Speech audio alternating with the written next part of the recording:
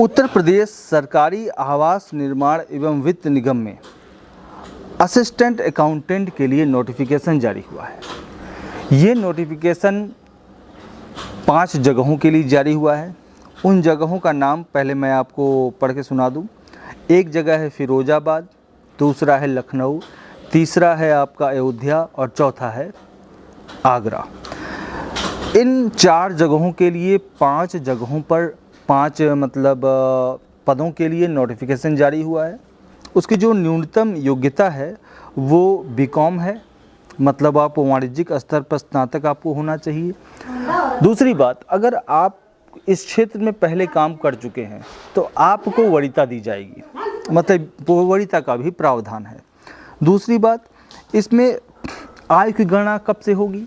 आयु की गणना न्यूनतम 21 वर्ष होनी चाहिए और जो मैक्सिमम है वो 35 वर्ष होना चाहिए। अब इसमें एक खामी ये है कि जब सरकार की तरफ से, गवर्नमेंट की तरफ से कोई नोटिफिकेशन जारी होता था, ठीक, तो उसमें श्रेणीवार छूट दी जाती थी। जैसे अगर आप ओबीसी के कैंडिडेट हैं तो आपको अलग छूट दी जाएगी, अगर आप SC ST के कैंडिडेट हैं तो आपको अलग छूट दी जाएगी। तो इस तरह का भी प्रावधान था।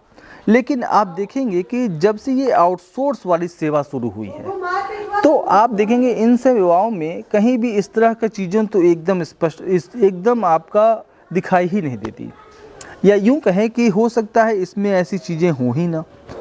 एक बात। दूसरी बात कि सैलरी पर चर्चा करते हैं। इनमें जो सैलरी का प्रावधान है वो 15,000 रुपये है। तो एक असिस्टेंट अकाउंटेंट के लिए जो सैलरी है वो 15,000 रुपये निर्धारित की गई है। तो क्या अगर कोई वीडियो आप देख रहे हैं, जो लोग भी देख रहे हैं हमारे व्यूवर्स, क्या कुछ ऐसे लोग भी हैं जिनको असिस्टेंट अकाउंटेंट के लिए इससे अधिक मिलता हो, आपके संज्ञान में हो, आपकी जानकारी में ऐसा हो? क्योंकि जो सैलरी यहाँ संकलित की गई है वो 15,000 की गई है। 15,000 एक असिस्टेंट अकाउंटेंट के लिए एक साथ काफ़ी कम दिख रहा है, लेकिन चूंकि ये आपका लिखित लेटर के थ्रू है तो कहीं ना कहीं पारदर्शी भी प्रतीत होता है। तो हो सकता है कि असिस्टेंट अकाउंटेंट के लिए जो वेतन है कई जगहों पे 27,000 हो, 28,000 हो। तो आप उस बिहाफ पे आप इस एजेंसी से पूछ सकते हैं कि यूपी का वो स्थल है वहाँ पे 27,000 दिया जा रहा है और ये स्थान है वहाँ पे 15,000 दिया जा रहा है। तो किस नियम के तहत उस जगह पे, चूँकि राज्य एक ही है तो प्रावधान नियम भी एक ही होंगे और पद भी एक है। तो एक जगह पे 27,000 और दूसरी जगह पे 15,000।